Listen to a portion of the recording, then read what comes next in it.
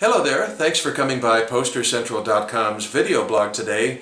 I'm Pete Howard, and boy, what a blues concert poster, I'll tell you. You know, I don't usually do stuff from the 1970s. As you know, if you follow my blogs, I focus on 1920 through 70, 20s through the 60s, those 5 decades, because, you know, there was more magical music then, and nobody saved things yet. In the 70s, people started to save things, but you know, this is just so loaded with talent, I couldn't pass it up for my video blog. It's unbelievable.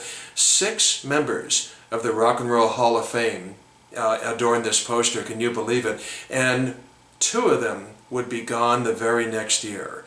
That's right, this poster is from 1975, and 2 of them would die in 1976. Ouch, that would be Howlin' Wolf and Jimmy Reed. So there's 8 musicians altogether on the poster, but I'm not going to waste your time going into details about each of the greats, B.B. King and John Lee Hooker and all that stuff, because, well, for one thing, you already know most of that stuff if you're watching this blog, and secondly, I've already tend to have gone into those details on older concert posters by each of these individual artists on my blog.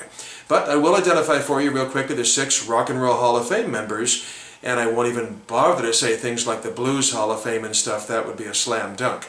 And of course, that's B.B. King, Bobby Blue Bland. I should move in a little bit so you can see them. Give you a top to bottom here. Anyway, B.B. King, of course, the headliner, then Bobby Blue Bland, without the blue, interestingly. Albert King, Howlin' Wolf, credited here, interestingly, as the Howling Wolf, Jimmy Reed, and John Lee Hooker, Rock and Roll Hall of Fame. Now, in addition, there's 2 other musicians, no slouches. Benny Lattimore, who released records as just Lattimore by his last name. He had his only #1 hit the previous year, so that's great timing for him. Let's Straighten It Out was a #1 R&B record in '74. And then you've got O.V. Wright on there, quite a singer-songwriter. Let me try that again and slow down. O.V. Wright, quite a singer-songwriter in his own right. Okay. So the top of the poster, as you can see, there's no mention of Chicago because these were posted around Chicago. So who need to, mention your own city and especially the state, right? But it does say the International Blues Festival at the Amphitheater at 43rd and Halsted. And then you've got the Friday, November 7th date. Again, didn't need a year. This was printed up to last just a few weeks and then be tossed after the show. After the 1 performance at 8 p.m.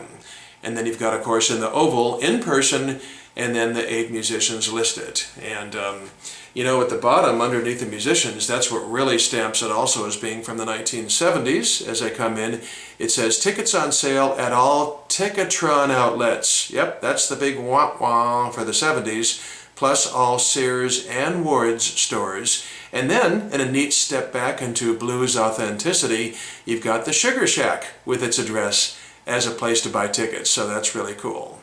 So the poster itself is a standard 14 by 22 inch window card, of which I've done so many over the years on this video blog, and it doesn't have a printer's credit at the bottom, but it was probably printed by Tribune in nearby, neighboring state of Indiana. Now, with all this blues talent on here, I had to brainstorm a way to end this blog. It's pretty amazing. There's just so many veterans on here and everything. Let's assume for a second that all 8 musicians started playing professionally at age 20. Okay, now that's a very safe assumption because a lot of them were gigging, I'm sure, as teenagers, not to mention playing since they were 5. But let's say they started to get paid to play once they turned age 20. Well, if you take when they turned age 20 up until this time of this poster in 1975, for the 8 musicians, it adds up to over 220 years of live concert blues music experience. 220 years. That's just mind-blowing. And then the next year we'd lose both Howlin' and Jimmy Reed. So despite being the mid-70s, this is super worthy of my blog. I'm so happy to show it to you. So hope you enjoyed it. If you're a blues fan, you were probably here watching. So wow, what a great day this would have, a great night this would have been. Whew, okay, so on to the next. Thanks a lot for dropping by. Have a good day. We'll talk to you soon. Bye-bye.